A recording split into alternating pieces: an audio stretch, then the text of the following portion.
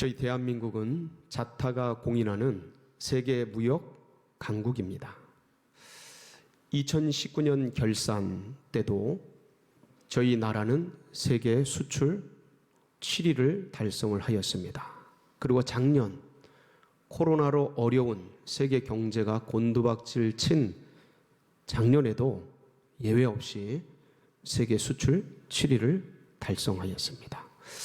제가 어릴 때 초등학교 시절이었죠. 그때 우리나라 무역 수출 100억 불 달성하여서 온 국민이 기뻐하고 내일처럼 즐거워했던 일이 아직도 생각이 납니다.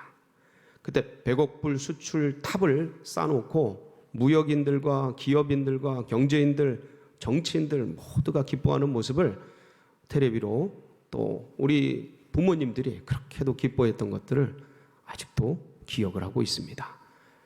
100억 불 수출, 그러던 이 나라가 지금은 5천억 불을 가볍게 넘기는 나라가 되었습니다. 격세지감이 아닐 수가 없습니다. 이런 큰 은혜를 부어주신 전능하신 하나님께 감사와 찬양과 영광 올려드립니다. 그런데 우리나라는 이렇게 기업적으로 경제적으로 무역을 잘하는 나라일 뿐만 아니라 영적으로도 무역 대국입니다.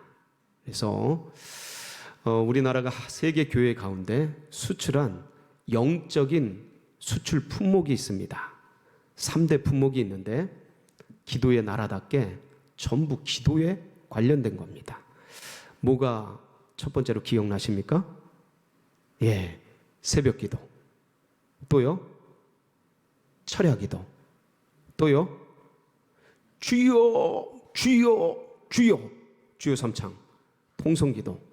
코리안 프레어 하면 주여 주여 주여입니다. 이렇게 해서 우리나라가 정말 세계 교회 가운데 이런 큰 영향력을 미치게 되었습니다. 한국의 어떤 목회자분이 그런 얘기를 하는 걸 들었습니다. 새벽 기도만 없으면 목회할 만하다. 누가 새벽 기도를 만들어 가지고 이렇게 힘들게 하느냐. 누가 새벽 기도 만드셨죠? 네, 오늘 말씀 35절을 보면 같이 한번 볼까요? 네, 시작. 새벽 아직 밝기도 전에 예수께서 일어나 나가 한적한 곳으로 가사 거기서 기도하시더니. 새벽에 나가셔서 한적한 곳에서 기도하셨네요. 누가요? 예수님이. 우리 스승께서, 우리 주인께서, 우리 생명의 구주께서 새벽을 깨워 기도하시니 저희들도 기도합니다. 주님께서 새벽을 깨워서 기도하셔서 새벽을 깨우며 기도할 때 많이 도와주십니다. 시편 46편 5절에 보면 이런 말씀이 있는데 함께 보실까요? 시작. 하나님이 그 성중에 계심에 성이 흔들리지 아니할 것이라. 새벽에 하나님이 도와주시리로다. 언제 도와주셔요? 예, 늘 도와주시지만 새벽을 깨울 때 더 많이 도와주십니다. 여러분 참 기도하기 좋은 때입니다. 3월 봄이 왔습니다. 새벽을 깨우며 주님과 함께 기도하는 우리 모든 성도님들 되시기를 축복합니다. 이렇게 습관을 따라 늘 기도하시던, 밤이 맞도록 기도하시고 새벽을 깨워 기도하시던 우리 주님께서 오늘 본문에도 새벽을 깨우며 기도하셨습니다. 그런데 이 본문에서 말씀하시는 새벽을 깨워 기도하실 때는 또 다른 이유가 하나 있었습니다. 그 이유가 뭐냐면 오늘 말씀 읽은 말씀의 배경을 우리가 좀 살펴보면서 그 이유를 밝히도록 하겠습니다. 이 당시는 예수님의 공생의 초기였습니다. 그러니까 갈릴리에서 제자들을 부르시고 그리고 이제 사역을 향해서 공생애를 향해 이제 시작을 하신 때입니다. 그러다 보니까 제자들은 예수님이 자신들을 부르실 때 보았던 주님의 비범함을 다 알고 있었습니다. 그런데 이것들이 아직은 대중들에게 확인되지는 않았던 때입니다. 널리 전파되지는 않았던 그러한 때입니다. 그러다 보니까 그분의 인기와 영향력이 어느 정도였는지를 아직은 파악하지 못한 때였습니다. 그런데 오늘 이 새벽 전날에 놀라운 일이 벌어지게 됩니다. 베드로의 집에 예수님이 방문을 하게 되었습니다. 제자들과 함께. 그런데 집에 들어가 보니까 베드로의 장모님이 몸져 누워 계신 겁니다. 열병이 났습니다. 그런데 마가복음 오늘 우리가 읽은 본문 앞쪽에 보면 1장 30절에서 31절에 이 말씀이 기록되어져 있습니다. 같이 한번 보시겠습니다. 시작. 시몬의 장모가 열병으로 누워 있는지라 사람들이 곧 그 여자에 대하여 예수께 여짜온대 나아가서 그 손을 잡아 일으키시니 열병이 떠나고 여자가 그들에게 수종드니라. 여기서는 단순하게 열병으로 누워있다라고 기록이 돼 있습니다마는 병행 본문인 누가복음을 보면 누가는 의사였지 않았습니까? 그러니까 이 열병이 어떠한 병인지를 좀 더 구체적으로 적어 놓았습니다. 누가복음 4장 38절입니다. 시작. 예수께서 일어나 회당에서 나가서 시몬의 집에 들어가시니 시몬의 장모가 중한 열병을 앓고 있는지라 사람들이 그를 위하여 예수께 구하니. 자, 어떤 열병입니까?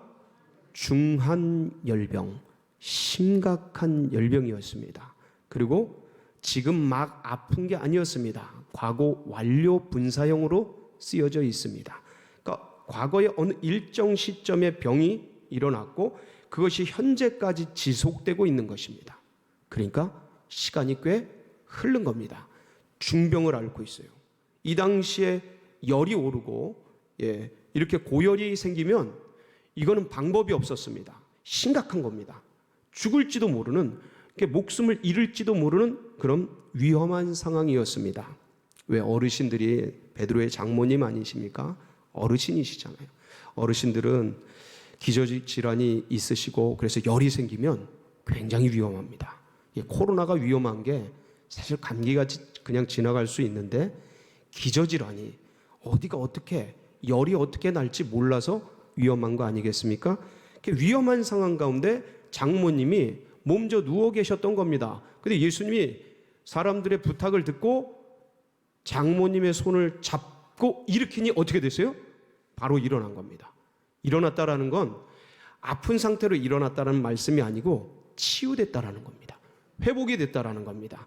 그러면서 회복된 몸으로 예수님과 제자들을 섬기고 수종을 드는 그런 기적 같은 은혜가 일어나게 된 겁니다. 이 사실이 가버나움, 이 베드로가 있었던 가버나움 이 동네에 쏜살같이 퍼져간 겁니다. 그랬더니 온 동네 아픈 분들, 병든 분들, 고통스러워하는 분들이 다 이 동네 이 집 앞으로 모여들게 되었습니다. 그게 마가복음 1장 33절인데 그 상황을 한번 읽어보시겠습니다. 시작. 온 동네가 그 문 앞에 모였더라. 온 동네가 모인 겁니다. 그래서 주님이 그들을 긍휼히 여기셔서 치료해 주시고 안수해 주시고 병든 것 쫓아주시고 귀신을 물리쳐 주시고 다 치료해 줬어요. 그러니까 이제 이게 가버나움 요 베드로의 동네뿐만 아니라 이 소문이 갈릴리 전역으로, 가버나움이 이 성내동이라면 이 갈릴리 전역은 이 강동구, 이 서울시가 되거든요. 전체 전역으로 퍼져나간 겁니다. 주님이 이 일들을 경험하시고 새벽을 깨우시며 기도하신 겁니다. 간밤에 있었던 일들이 어떤 파장을 불러올지를 주님은 아신 거예요. 이것이 수많은 사람들에게 전달이 되고 수많은 백성들에게 전파가 되어서 이 일들이 앞으로 어떻게 예수님에게, 제자들에게 영향을 끼칠지를 알고 계셨습니다. 그래서 그분은 기도하셨어요. 새벽을 깨우며 그것과 싸운 거죠. 그 백성들의 요구와 마음에서 일어나는 감정과 싸우신 겁니다. 치열하게 다투신 겁니다. 방향을 잃지 않기 위해서 기도하셨던 것입니다. 백성들의 요구가 과연 무엇일까요? 여러분 오늘 말씀 보면은 기도하고 계신 예수님께 제자들이 흥분이 돼서 찾아오지 않았습니까? 왜 흥분이 됐을까요? 아침에 눈을 떠봤더니 수많은 인파가 문 앞에 모여든 겁니다. 제자들의 앞에 그 많은 백성들이 모여 있는 겁니다. 이 백성들은 하나같이 자신들의 인생 문제가 있었습니다. 몸에 문제가 있었어요. 병에 문제가 있었어요. 여러 가지 고민거리가 있었습니다. 밤에 잠을 못 자는 문제들, 수많은 귀신 들린 문제들, 정신 문제들, 내세 문제들, 신경적인 문제들, 수많은 필요들을 안고 이 백성들이 주님을 찾아온 것입니다. 문제 해결받기 위해서. 그리고 이 문제를, 필요를 채워주시면 그 채워주시는 그 주님을 리더로 삼고 임금으로 삼고 왕으로 삼고 지도자로 삼으려고 하는 이런 기대와 소망들이 이 백성들에게서 뿜어져 나오는 것을 제자들도 알고 예수님도 알고 모두가 알고 있었습니다. 항상 백성들은, 항상 군중들은, 항상 무리들은 자신의 문제를 해결하기 위해서, 자신의 어려움을 풀기 위해서, 자신의 인생 문제를 채우기 위해서 주님을 찾아옵니다. 그리고 그 주님을 붙듭니다. 다른 데로 가지 못하도록 붙잡고 자기들의 임금을 삼으려고 하는 것이죠. 주님은 이것을 알고 계셨습니다. 만약에 백성들이 그렇다면, 군중들이 그렇다면, 무리들이 그렇다면 제자들이라도 주님이 가는 길, 주님이 원하는 길, 그것을 따라야 할 텐데, 여러분, 제자들의 관심이 어디에 있었습니까? 새벽에 눈을 뜬 이 제자들은요, 마치 게하시가 눈을 떠서 아침에 나가보니 아람 군대가 그 게하시가 있는 집을 확 뺑 둘러서 있는 군대를 보는 것 같이 이 예수님의 제자들은 수많은 군중들을 눈앞에서 본 겁니다. 그러니까 이 광경을 보면서 제자들은 너무나 기쁜 마음이 든 거예요. 야, 이렇게 많은 백성들이 예수님을 쫓다니, 이렇게 엄청난 군중들이 예수님을 필요로 하다니, 우리 스승을 필요로 하다니 줄 잘 섰다. 대박 잡았다. 이야, 이거 한 자리 할 수 있겠다. 우리가 제대로 따라온 거다. 그러니까 별 마음들이 막 일어나는 것이죠. 그러면서 앞으로 일어날 일들을 생각해 보면 이 사람들이 또 소문을 낼 거고 더 많은 사람들이 밀려올 거고, 와, 그 사람들이 이 주님을 따라간다면 우리는 이 주님이 나중에 엄청난 자리에 올라갈 것이고 우리는 자연스럽게 높은 직위와 영광과 명예를 얻을 수 있지 않겠는가 하는 그 기대와 소망과 흥분이 일어났던 것입니다. 그러니까 그런 어떤 기대를 가지고 예수님을 찾아 나선 거예요. 새벽에 기도하시는 예수님. 그러면서 그 예수님을 부르고 그들에게 그분에게 이렇게 소식을 전합니다. 37절 뭐라고 말씀하고 있습니까? 만나서 이르되 모든 사람이 주를 찾나이다. 무슨 말씀입니까? 주님, 지금 뭐 하고 계신 겁니까? 지금 기도할 때가 아닙니다. 주님, 모든 사람이 주님을 찾습니다. 주님, 빨리 나가셔서 그들의 필요를 채워주셔야죠. 그들의 요구를 들어주셔야죠. 지금 이들을 잡을 수 있는 찬스가 왔습니다. 주님, 빨리 나가서 응대해 주십시오. 저 백성들의 요구와 필요를 채워주시면 저들의 지도자가 되는 겁니다.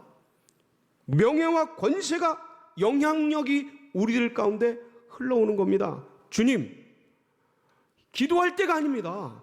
빨리 나가십시오. 이 기회를 놓쳐서는 아니 됩니다. 주님, 응답하십시오 하고 주님을 부른 겁니다. 제자들 안에 상황을 보고 이 타이밍과 이 기회를 알 수 있는 아주 좋은 찬스였던 것입니다. 그래서 주님을 불러서 이 일들에 응답하도록, 움직이도록 요청했던 것입니다. 여러분, 우리는 이렇게 군중들처럼 또 혹은 아직 철이 들든 제자들처럼 우리들의 필요, 우리들의 욕구, 이 땅에 원하는 것, 우리가 원하는 그 감정, 명예권세, 부귀 영화 이런 거를 위해서 예수님을 이용하고자 하는, 예수님을 붙잡고자 하는, 이 길을 가고자 하는 그런 욕구들이 가득한 존재입니다. 이것은 2000년 전 예수님을 찾아왔던 군중들뿐만 아니라 2000년 전 예수님을 따랐던 제자들뿐만 아니라 오늘날 이 믿음의 길, 신앙의 길을 가는 우리들 또한 예외일 수가 없습니다. 우리들의 필요를 채우고자, 우리들의 욕구를 채우고자, 우리들의 인생 문제를 채우고자, 눈에 보이는 명예권세, 세상 부귀 영화를 누리고자 그렇게 주님을 따를 때가 한두 번이 아니지 않습니까? 그런데 주님은 새벽 기도를 하시면서 군중들이 요구할, 제자들이 원할 그 부분을 기도하며 싸우며 다시 어디로 걸어가야 될지 방향을 정하며 머물러 계셨던 것입니다. 새벽 기도를 하시고 주님, 모든 사람이 주님을 찾나이다 라는 이 제자들에 대한 주님의 응답이 38절 말씀입니다. 뭐라고 말씀하십니까? 한번 같이 보시겠습니다. 시작. 이르시되 우리가 다른 가까운 마을들로 가자.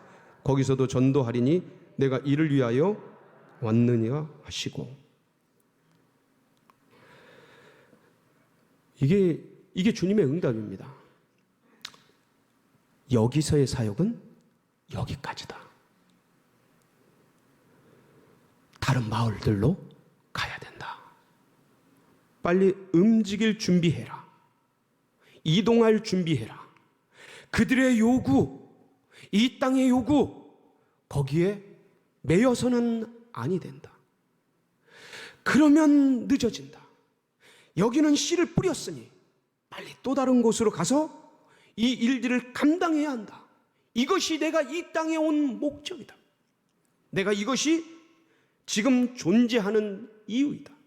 아버지께서 나를 부르신 이유이고 그리고 내가 살아가는 목적인 것이다. 옮겨갈 준비를 하거라. 전도하러 떠나야 하느니라 하고 단호하게 거부하시고 그들의 요구와 그들의 필요를 그 자리에서 끊어내시고 다른 곳으로 옮겨가셔서 갈릴리 전역에서 복음을 전하시는 주님을 만나보게 됩니다. 사랑하는 성도 여러분, 이 세상의 수많은 군중들은요, 떡을 위해 주님을 바라봅니다. 이게 기본적인 욕구예요. 이 잘못된 것도 아닙니다만은 그러나 그게 한계입니다. 주님 뭐라고 말씀하십니까? 사람의 것, 썩을 양식을 위하여 일하지 말고 썩지 아니하는 양식을 위하여 일하라. 어디 말씀하십니까? 요한복음입니다. 6장 우리 26절 27절 말씀 함께 보도록 하겠습니다. 시작. 예수께서 대답하여 이르시되 내가 진실로 진실로 너희에게 이르노니 너희가 나를 찾는 것은 표적을 본 까닭이 아니요 떡을 먹고 배부른 까닭이로다. 썩을 양식을 위하여 일하지 말고 영생하도록 있는 양식을 위하여 하라. 이 양식은 인자가 너희에게 주리니 인자는 아버지 하나님께서 인치신 자니라. 그 무리들의, 그 군중들의, 그 국민들의, 백성들의 관점이 자기 안에 한계 안에 머물러 있는 걸 보시고 표적을 본 까닭, 하나님 나라를 본 까닭, 영의 세계를 본 까닭, 믿음의 세계를 본 까닭이 아니고 그것을 이유로 한 것이 아니고 그것을 목적으로 한 것이 아니고 너희들이 배부른 이 땅에 썩을 양식 그것을 채우기 위해서 지금 나를 찾아온 것이지 않느냐. 여러분, 그래도 주님이 다 받아주십니다. 그런데 거기에 머물러서는 아니 되는 것이죠. 제자들이 주님을 따라왔습니다. 그런데 제자들의 한계가 무엇이었습니까? 늘 계속해서 사람의 일을 생각하는 것 아니었습니까? 마태복음 16장에 가이사라 빌립보에서 주님이 제자들에게 묻지 않았습니까? 사람들이 나를 누구로 하느냐? 예, 주님 예레미야라고도 하고 세례 요한이라고도 하고 엘리야라고도 하고 선지자 중에 한 명이라고도 합니다. 너희들은 나를 누구로 하느냐? 주는 그리스도시요 살아계신 하나님의 아들이시니이다. 그때 주님께서 베드로를 칭찬하시고 바요나 시몬아 네가 복이 있도다, 네게 이를 알리시는 사람이 아니요 하나님이시로다. 그러면서 축복해 주시고 천국 열쇠를 내게 주노니, 그러면서 하늘에서 묶으면 이 땅에서 묶으면 하늘에서 묶이고 이 땅에 풀면 하늘에서 풀리리라. 그러면서 축복을 해 주시지 않았습니까? 그리고 나서 주님이 이제 올라가서 예루살렘에서 당할 일들을 말씀하십니다. 대제사장과 사두개인에게 내가 고난을 받고 죽임을 당하여 3일 만에 부활하리라 라는 말씀을 할 때 베드로가 어떻게 합니까? 항변하여, 주님을 붙들고 항변하여 가로되 이래서는 아니 됩니다. 그때 주님이 뭐라고 말씀하십니까? 한번 보실까요? 마태복음 16장 23절입니다. 시작. 예수께서 돌이키시며 베드로에게 이르시되 사탄아 내 뒤로 물러가라. 너는 나를 넘어지게 하는 자로다. 네가 하나님의 일을 생각지 아니하고 도리어 사람의 일을 생각하는도다 하시고.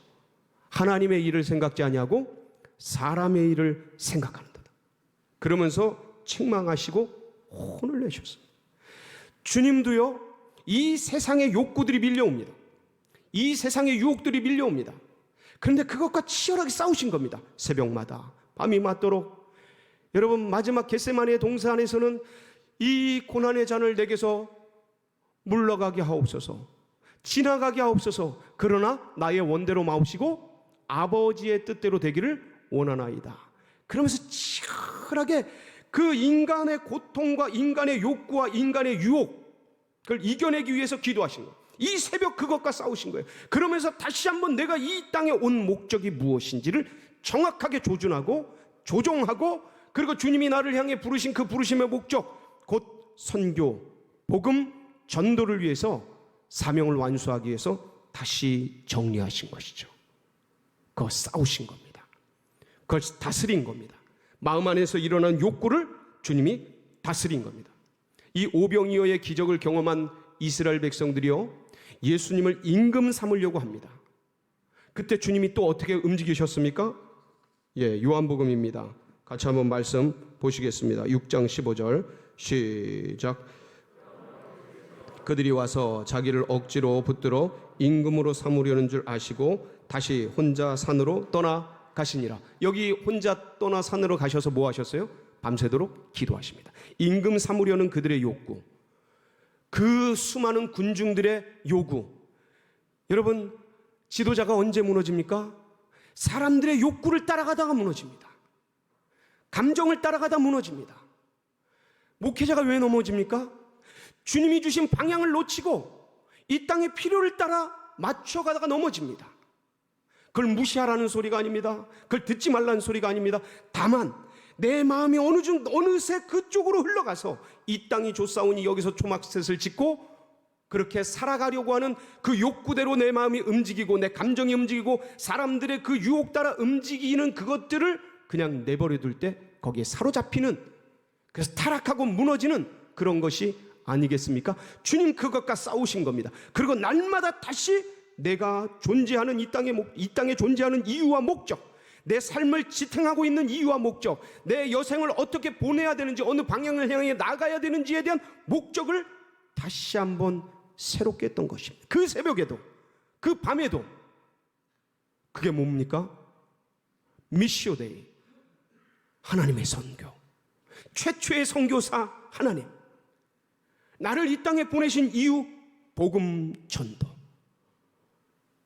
해외 선교. 이 방향이 흐트러지지는 않을까?